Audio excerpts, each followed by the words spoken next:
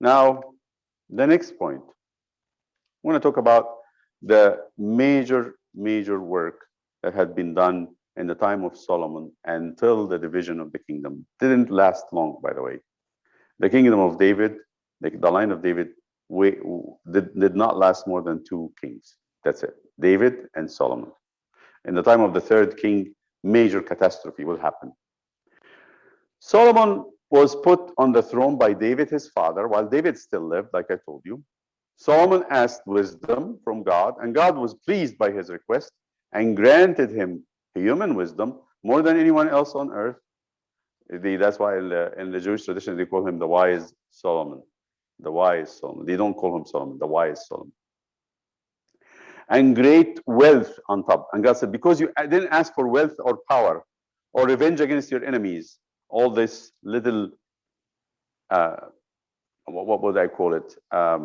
Puny, earthly, silly questions that you ask of God. You're before God and you're asking, get rid of my enemies, or give me a lot of money. It's like God is the genie, like the genie, I'm sorry, that appears in the, when you rub the thing. No, he didn't ask for that. He said, I know you can do more than that. I want me to change. I don't want things. So what do you want? He says, you've given me a rule over Israel. I'm a young man. He was still a little man. I don't know. I remember maybe he was like 12, 13 years old. I want wisdom. God said, because you asked for it, I'm going to give you wisdom and I'm going to give you the treasures too. So Solomon became the most wealthy person. History calls the time of Solomon is the golden time. They say that in his time there was gold in Jerusalem and silver and bronze like the stones and the dust of the street. Nobody could count. Solomon constructed the temple on Mount Moriah, north of the ancient city of David. David was living there and the tabernacle was next to him. So the temple was built according to the plans that David received from the Lord and passed on to Solomon. David is the one who had the blueprint for the temple, for the service in the temple, for the singing. He made psalms, a book of psalms that the people, the choirs of the temple would use to sing. He made the music for it. So David had prepared everything. Everything that was in the temple, David had prepared. Not only that, David was a great friend of Hiram, the king of Sidon, the king of Lebanon.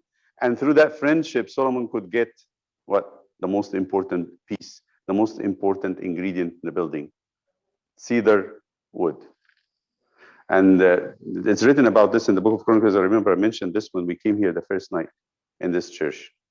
Before we celebrated the first liturgy, it was Vespers. And I remember saying this, and it really hit me personally. I said, you remember, you know that when Solomon was building the temple, they built it with cedar and rocks. They used to cut the rocks maybe 20 miles away. So that where they were building the temple, no noise was heard. It was completely quiet. From the time they broke the ground until they finished, no noise was heard in the temple of God. And they intended it this way. Why? Because it's a holy place. If God is going to live here, we don't want to make noise around God. We don't want to make it feel like it's a place that we can actually shout and scream and knock and break and all that stuff. So they did it very quietly. This is very, very impressive when you read how that was done. David actually gave him the blueprint, and it's based on what God had revealed to David as a prophet. This was a different type of prophecy, and he modeled it. The model was as or according to the plan of the tabernacle. We're going to see that. And he divided into a holy and most holy and outer court. David had established the order of the priests. He is the one who divided them into 24 groups of priests. You come and see Luke, and it tells you that Zechariah, the priest, his lot came to offer incense because he was from the division of Abijah. You go back to the Chronicles or Kings, you find the Chronicles. You find that David had divided them into 24 divisions with the title of the head of the family of the priest. And the Levites, he made order how the Levites should stand, where they should stand, what should they sing, in which festival they should sing, which song, etc. He had written psalms and songs to be sung by the temple choirs. Solomon followed the plan of his father David very religiously. The temple was modeled after the tabernacle, took 6 years to finish, and was consecrated on the seventh year. Remember how I said in the tabernacle it took 6 days to erect and was consecrated on the seventh? And I said this refers to what? This is actually the same way of the 6 days of creation, and the Sabbath being the consecration day where God actually blessed and sanctified. On the consecration day, Solomon offers plenty, lots of sacrifices, and then a fire comes from heaven and eat the sacrifices, and they start the service. The temple was filled with smoke. One of the best prayers, the most beautiful prayers you can hear. We use it in the church. It's called the Consecration Prayer of Solomon. Beautiful stuff that will make you very aware of the holiness of the church. He's talking to God about if someone looks in trouble, if they are in trouble, and they raise their head and look toward your house, help them. If someone if our people are being attacked by an enemy, and they cry toward this house, listen to them and defeat their enemies for them. So from that time on, based on this consecration prayer, every Jew, when they pray, where do you look? Toward the temple. They look toward Jerusalem. In the book of Daniel, you see Daniel opening the window when he wanted to pray toward Jerusalem. They want to pray always toward the house. Muslims took this. I mean, Islam took a lot of that stuff. That Kaaba idea that they have to pray toward is from that. You know what the word for greeting in Hebrew? You don't know what the word to greet somebody. Shalom alaikum. Shalom alaikum. Anyway, so you just have to kind of listen to to this language that's played. It's like cousins. They just know what's done on the other side of the wall. So the temple is made with the Holy of Holies. What did I do now? Okay. The Holy of Holies. You see it? The Holy of Holies, and I need to make the arrow here.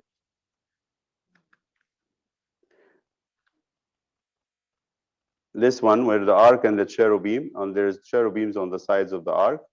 And the Holy has the altar of incense, the table of showbread, and there is menorahs and tables on both sides, 6 or 5 on this side, 5 on this side. There are 10 lampstands and tables. And then you have the foyer with a little veil. Here is the veil that leads to the Holy of Holies. And outside there's 2 pillars. I missed, and I should have done that. The laver and I missed this, and I think I apologize. I'm going to put it on, and maybe we'll send it again. There is an altar, a bronze altar of burnt offering, bronze altar, laver, and then the holy, where the service of the priest is always here. Once a year, the high priest goes into the Holy of Holies for the Day of Atonement, the Yom Kippur. And then around this temple of Solomon, there were storage chambers of all the things that they need, the vessels, the fans, the oil jars, the wine jars, the storage for wheat and barley and grain and wine, all the things that they offer in the temple when they need to offer it on daily basis. Where was that built? This is Jerusalem in the time of Solomon. And they say in the time of Solomon, Jerusalem, all of it was 11 acres. That's all. The city was 11 acres. How big of a land we have here? You know how big it is? 20 acres. So Jerusalem will be half this land. That's all it is. So don't think of Jerusalem as a huge city, New York City or something. No, it's not. It is a small piece of land where basically the palace of David and Solomon is in one place, and next to it is the temple. You see they're tied to each other, and the rest of it is the family members and the servants. That's it. It's on Mount Zion. This is a little bit of a hell. Until today, you see it's the same place. Wherever that place is the same place today where you have the golden dome, the dome of the rock. You have it today. And then there is a valley. They call it the Valley of Kidron on the east side. This is east. So north, south, east, and west. And then when this valley turns around to the south, it's called the Valley of Hinnom, where you have Gehenna comes from that name, because this is where they try to throw all the defiled stuff, carcasses of animals they burn and stuff. It's going to be in this place, away from the temple. I wanted to show you what it looks like today, so you get an idea about this place, so you know what it looks like. So let's go and move this somewhere else.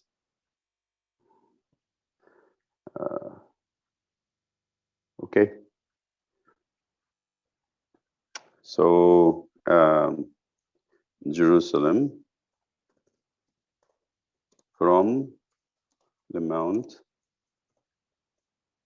of Olives, very famous thing. Let's go and look at the images. So this is it. The Mountain of Olive is actually, we're looking at it from very low part in the Mountain of Olive. This is where the temple used to be. You see, this is an area that's a little bit down. The city is actually, this is a retaining wall. The city, the level of the city is up here. But then this is the Valley of Hinnom, or the Valley of Kidron. This is a Russian church. This is old Jerusalem, this area. Let me see another one. It's not easy to keep. Show you another one. Here we go. So this is a little bit higher.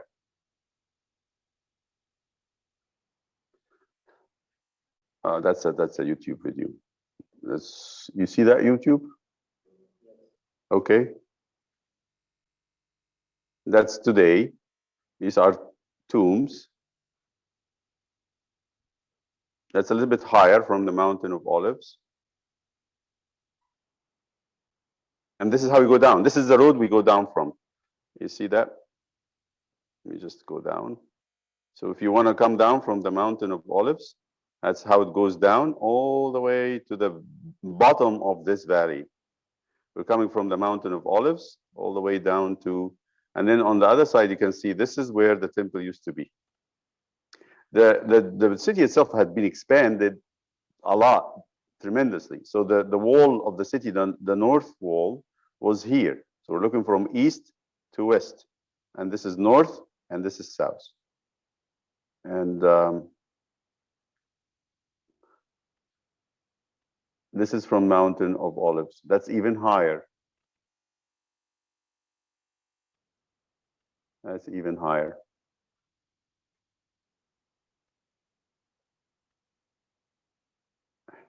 And this is giving you a little bit of the Mountain of Olive where we stand.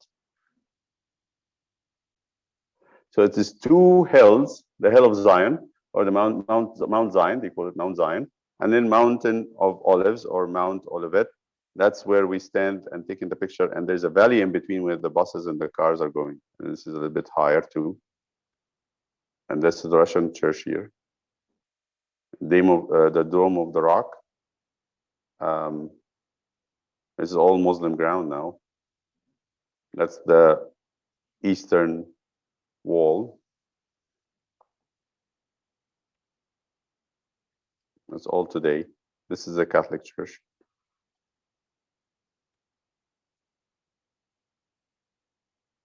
Okay.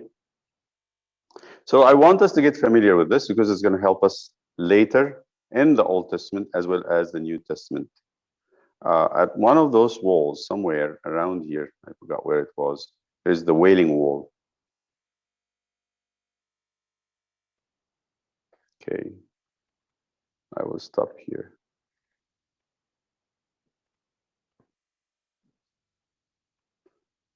So as you see, we were standing here on this side, here, looking down at the temple, and next to it was the Palace of Solomon. And it was a small piece. This is the northern wall. Now today, you have a lot more. And below is the city of David. David, was living here before he moved the tabernacle to this place and moved his dwelling place there. And the valley that is actually here is where David had crossed this valley crying and wailing for his son, who took over the palace, who was still here, took over the palace and kicked him out, and he wanted to kill him. He moved to the mountain of Olives, the same route Jesus took 1,000 years later on the eve of his crucifixion, where he goes to Gethsemane.